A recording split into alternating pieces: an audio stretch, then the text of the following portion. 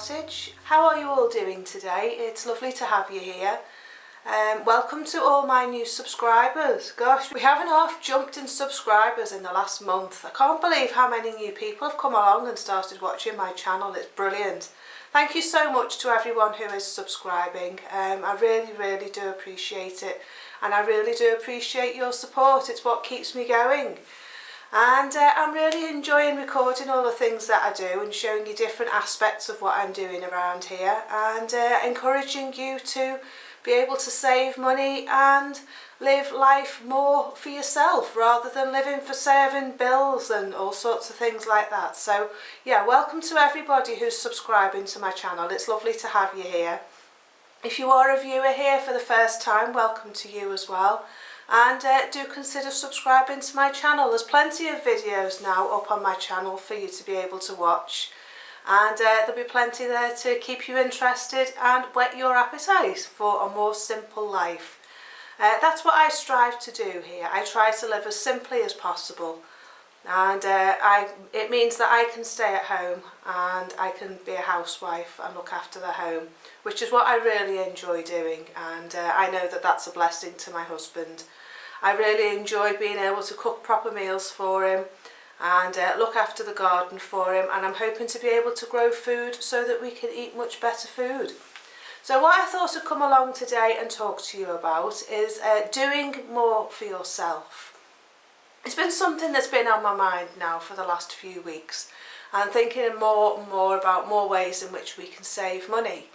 And I've been thinking about things that get done outside of the home, when we take like our car to the garage, or we call a plumber in, or just simple things like that, and thinking about things that we can do for ourselves. Now, I posted a video at the weekend about sweeping the chimney, and that was one that I recorded around Christmas time that had been waiting to be put up, and I thought that that would be a good one to start with, because if you've got a flue and you've got a log burner, there's no reason why you can't go and get some brushes, poke them up the chimney and clean it out for yourself. I was watching a video yesterday of someone who's just subscribed to my channel. I can't remember the name of it now. Desert Rat, I think it was called, something like that anyway. And she showed up on my channel yesterday. And I had a look at a video that she'd posted on her channel, and it was of her having her flue cleaned by a professional, supposedly. And she put the camera up the flue, and the amount of muck that that person had left behind was absolutely dangerous and could have caused a chimney fire. He left so much soot up there, so much soot at the bottom of the flue. And I think she said he cleaned it from the top to the bottom instead of the bottom up. Now, I've always thought flues were cleaned from the bottom up. That's what I do here. I would never get on my roof, because my roof is like a 12-metre ladder just to get up to the actual roof itself. You can't actually physically get up onto the roof. So I've always thought that you would do it from the bottom of the flue up the chimney. Now, when I've done it myself, I've had a lot of soot come out of this chimney. When I did the fire for the first time in the living room, sorry, I'm just checking the fire's still lit. When I did the flue in the sitting room for the first time, it filled the whole of the inside of the flue, and that was just after one season's burning.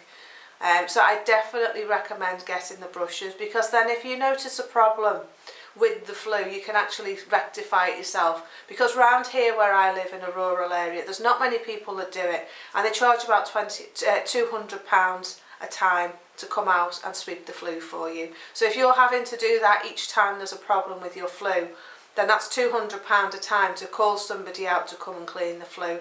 Now, I bought the brushes and they were about £22 or £23, but I've noticed they've come down now to about £15. It attaches to your drill, and then you can just use the drill to put the brushes up and clean it out for yourself. Now, I think the brushes that are on eBay are brilliant. They're a little bit bigger than the actual flue pipe itself, so it brings all the soot down. When you bring the brush down, it actually pulls everything down with it, and it actually does do a really good job. So all that clinker, all that stuff that sticks to the side of the pipe, you can bring that down. Another way to clean your flue is you can actually get these burning bags, and you put them in the fire, and it's got this stuff in it that loosens all the clinker off the side of the pipe, and you get your fire really, really hot. It loosens all the clinker, brings it all down, so when you put your brush up to clean it the next time, all the stuff comes off by itself. So I think that a packet, I've got one in the cupboard, and it's about £2.50 I think for that, so you can save an awful lot of money that way. It's really good. Other things that I was thinking of was health. Looking after your own health. I've got this book and it's called Herbs and Healing Plants. Don't know whether you can see that in this light. It's quite dark outside today, but you can go through that, and things that aren't toxic, things that are listed as safe, you could actually put in your food and in your herbal teas. One of the things I really like using, if I can find it, I've just seen it, is pansies. There we go. Your everyday pansy that you can get in the garden, you can put that in a salad, and they're really healthy. Borage, you can use that. You could use evening primrose. Where are we? Fennel, dill, things that grow every day in the garden. It says you can't use wild cowslips, so don't confuse them with pansies. But it's a really good book. I think I paid about £4 or £5 for it. It is a Collins Nature Guide. It tells you things that are safe and things that aren't safe. Cornflowers, you can eat them. Chicory, obviously you can use that. So yeah, there's plenty of videos on YouTube that talk about using plants for health, and teas that you can have. You can have chamomile tea, mint tea, parsley, you can use that in your food. Try having a look at different healing plants and their different healing properties, and become your own doctor, because it's getting increasingly difficult to be able to go and see a doctor. It's just impossible here to be able to see a doctor. You have to have a phone appointment. You have to wait 3 weeks for that phone appointment, and then they will decide if you get to see a doctor or even speak to a doctor. And then if they deem you suitable to speak to a doctor, you then get a phone appointment with a doctor, and he will then decide whether you can go and see him or not. And for me, I think that is absolutely ridiculous. We pay our national insurance to be able to have free access to free healthcare, and you can't even see a doctor. So if you can look up more for yourself as to how you can look after yourself, how you can be healthy, how you can look after your own immune system, your own gut, keep healthy, keep strong, you should never need to go and see a doctor. That's it in theory. I can't guarantee that in practice, but you could save an awful lot of time, an awful lot of money by just looking up at the healing plants online. I have a cup of tea, herbal tea overnight, and I have lemon balm, which is good to help you get to sleep and for mental clarity. It's good for de-stressing, and I always wake up feeling nice and refreshed the next day. So I have lemon balm, rose petals, a little bit of raspberry leaf, wild raspberry leaf, which is good as well for hormones and things like that. And I have that overnight before I go to bed, and I always feel better when I get up in the morning. So that's something else you can do. Learn to do routine maintenance on your own car. We've just decided that we're going to do our own annual service. It costs us about £200 on each vehicle, and we're going to buy the servicing kit, and we've just got something to lift the car up off the floor, and my husband's going to have a go at doing it himself. There's loads of videos out there on YouTube as to how to do an oil change and how to do the filters and things like that, so we're just going to do it ourselves.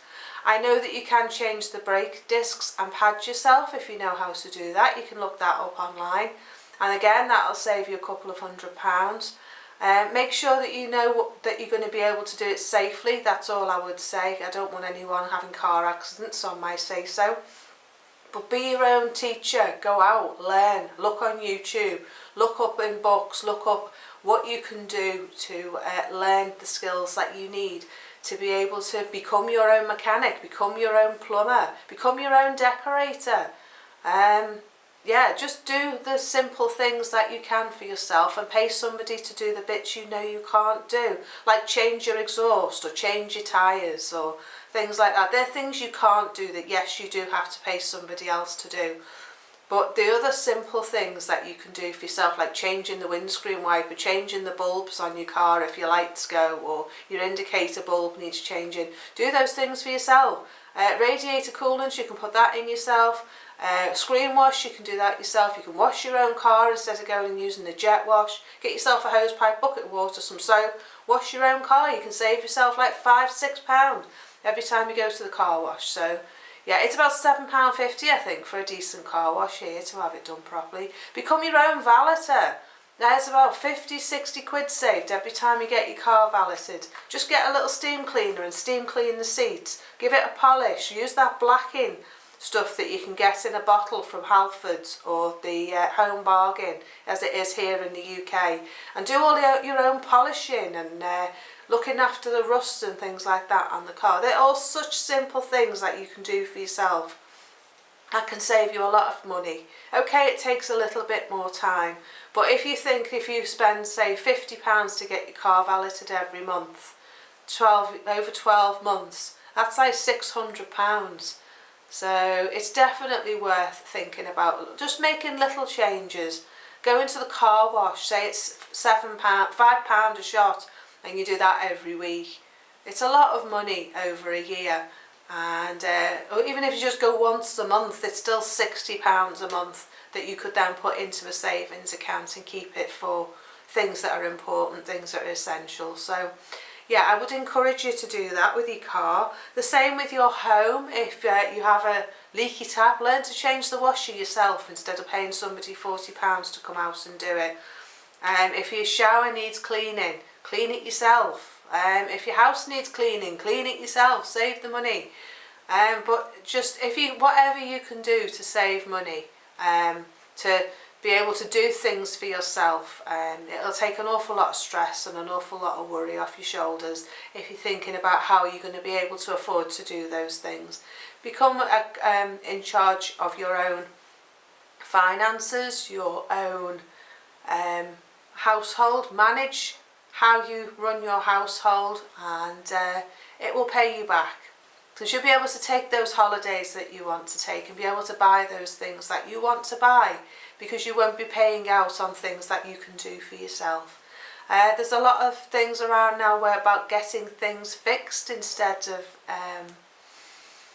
having to go out and buy new. Learn to do that yourself. Well, washing machine went last year and it was the pump that had gone, and I was going to throw the washing machine away, and I was looking online at how to change the pump, and it was so easy. And I thought, a new washing machine is going to cost me about £250–300. So I thought, I wonder if I can do it myself. So I took the part out, looked up the number, looked it up online, checked that it was the right part. It cost me £25 for the part and £5 delivery. Got it the next day, fitted it myself, put the washing machine back in, boom, comes back to life again, and it's working again.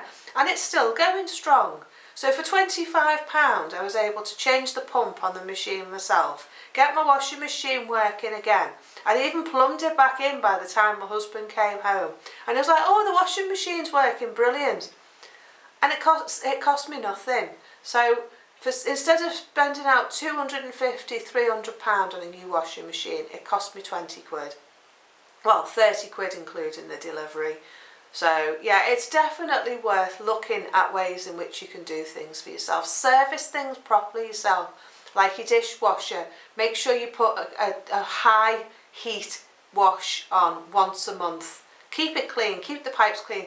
I don't use my washing machine from 1 week to my dishwasher from 1 week to the next. But once a month I do put it on, and I put a dishwasher tablet in it, I fill it up with dishes, and then I put it on sort of a 70–80 degree wash, fill it up, wash my dishes, and also at the same time it's cleaning out all the pipes and making it smell nice again. So I have to do the same with the sump on the shower. I use this eco bleach. I put a bit in, just a teaspoon in the bottom of the sump of the shower, and then put through boiling hot water out of the kettle off the stove here. Now it's boiling, not like a kettle boil, it's boiling. So I put that down into the sump. That then washes through the pipe, and it washes all the smell away and cleans out the pipe and it'll make it last longer. So yeah, just simple things, servicing things in your own home. I'm not sure I could do the boiler, but I'm sure if I looked on YouTube and it needed servicing, I could do that. Periodically the pressure drops on the boiler, and I have to do that myself and top the levels back up and then bleed the radiators and check it's all working. But again, if you paid a plumber to come out and do that, you've got a £40–50 call out charge minimum before he even comes through your door. So yeah, if you can do different things like that, you can save money, and you make things last longer because you're actually servicing the item and making it last longer. So I mean, this washing machine was the elderly gentleman's, and he must have had it for about 5, 6, maybe 10 years, because he never hardly used it. So yeah, it's a good little washing machine, and I'm saving money by servicing it myself.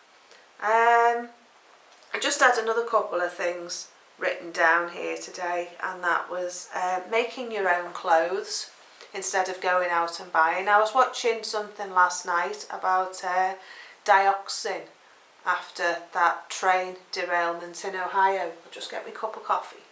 After that train derailment in Ohio, gosh, they're in a mess over there.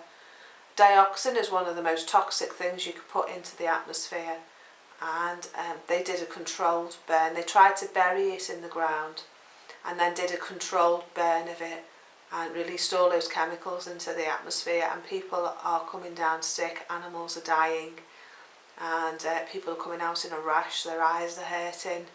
It's an awful situation, and for the authorities to actually do that is reckless. And they're telling people to go back into their own home and drink the water. I wouldn't touch the water. I've seen pictures of the rivers and that, and I wouldn't go anywhere near that water at all. But yeah, I was looking, then that led me to look at chemicals in clothes, in plastics, and dioxin is a chemical compound that's used in plastics and comes from plastics. And a lot of clothes these days are made from plastic. I think this is plastic. And it's got a bit of wool in this. I think it's 50-50, 50 plastic, 50 wool, because it shrank in the wash. But yeah, clothes actually off-gas the fumes from the plasticking process. So you're getting small amounts of dioxin coming out of the clothes and the plastic that is in the clothes. So that's then made me think about the plastic that's in my home, and I'm thinking, if I make my own clothes like I've been talking about recently, I can use 100% cotton. I could even make my own bedding and use 100% cotton, and just try and replace a lot of the plastics that are in my home. Unfortunately, my carpets are made from plastic. I'm not sure about the fibres that come off that, but when we come to replace them, I'm going to replace with wood instead of plastic, because I think that'll be a lot better on my health and on the environment. Apparently meat, dairy,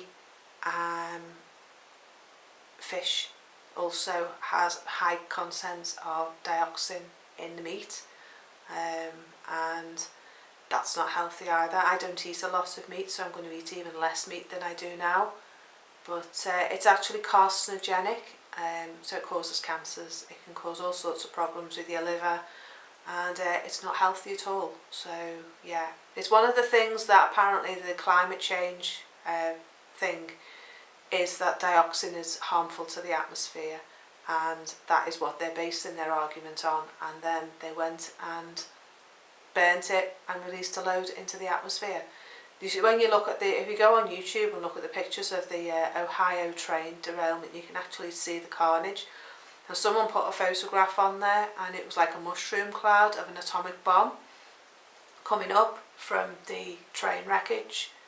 And that was what they did during the control burn. It was like an atomic bomb going off, and they're wanting people to go back into their homes. Now I think that's going to be like a Chernobyl thing, that it's something that it'll be years down the line that we'll see the effects of, and it doesn't sound good at all. So yeah, anyway, I just thought that I would bring clothes up and say that when you're buying clothes or replacing clothes, if you are, try and replace them with non-plastic.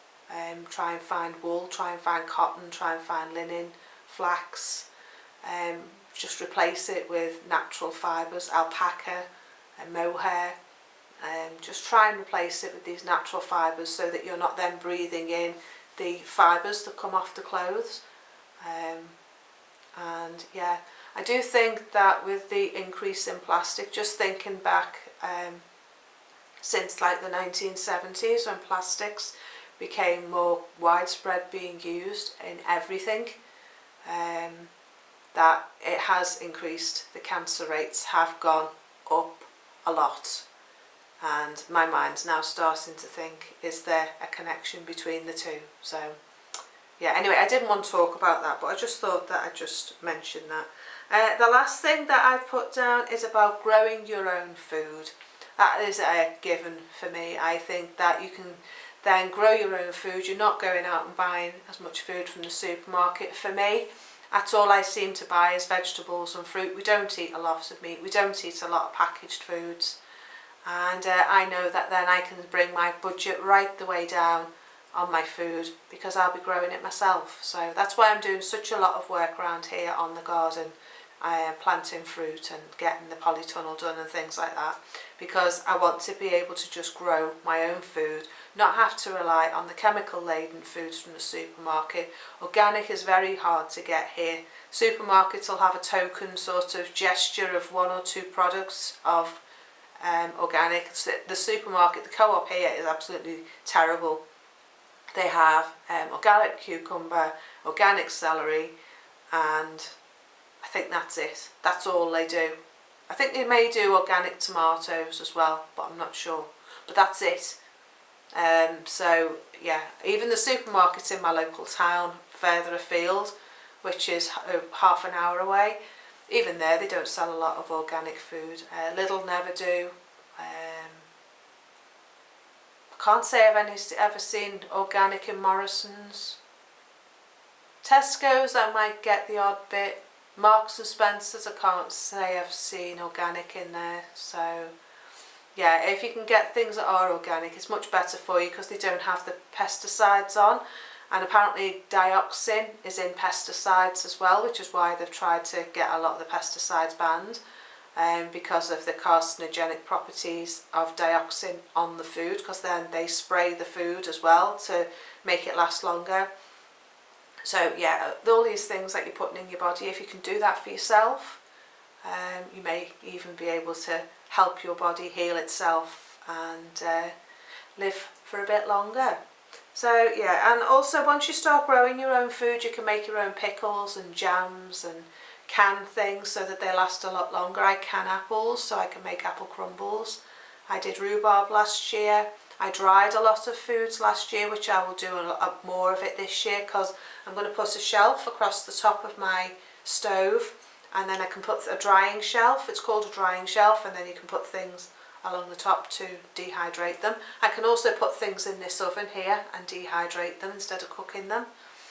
So yeah, there's a lot of things that you can, the more you think about it when you go around your home and you look at the different things that you do that you pay out for, maybe sit down and write down the things that you actually pay out for on a weekly or a monthly basis, whether it's your car wash, your valet, your car service, I don't know, having your washing machine serviced, having your dishwasher serviced, your boiler service. You probably do need to have a gas engineer do that because they're qualified to do that. But things, consumables, you can do that yourself. If a fuse needs changing, instead of going out and buying something, check the fuse. If something stops working, check the fuse, replace the fuse, and make sure it's not that's blown before you go out and replace something. You save yourself money that way as well. So yeah, anyway, I think that's it for now. It's dry outside, so I'm going to take myself off out in the garden in a minute and go and do some work. I'm also going to record another video today about freezing eggs. So I'm going to do that one again as well, and that'll be going up at some point. So yeah, I've got a lot of plans in the pipeline for videos that I'm going to do, and hopefully the weather's going to dry up and I'll be able to get outside in the garden. I hope you enjoyed my video today, and again, thank you to everybody who's subscribing. I really do appreciate it. You're all very welcome here, and please do leave comments in the comments section below. I always love talking to everybody. It's nice to see where you're all from. and see what you're all up to. If you do leave your email address in any of my comments, I won't publish the comment on. Somebody sent me their email address the other day. I haven't forgotten to get back to you, but I won't publish your comment on the video because I don't want to publish your email. So I will get back to you and sort that out with you. So yeah, anyway, thank you for all your lovely comments when you do comment, and I'm off to get on with my day. So take care, enjoy the rest of your week, and I will see you again soon. So bye for now, bye bye.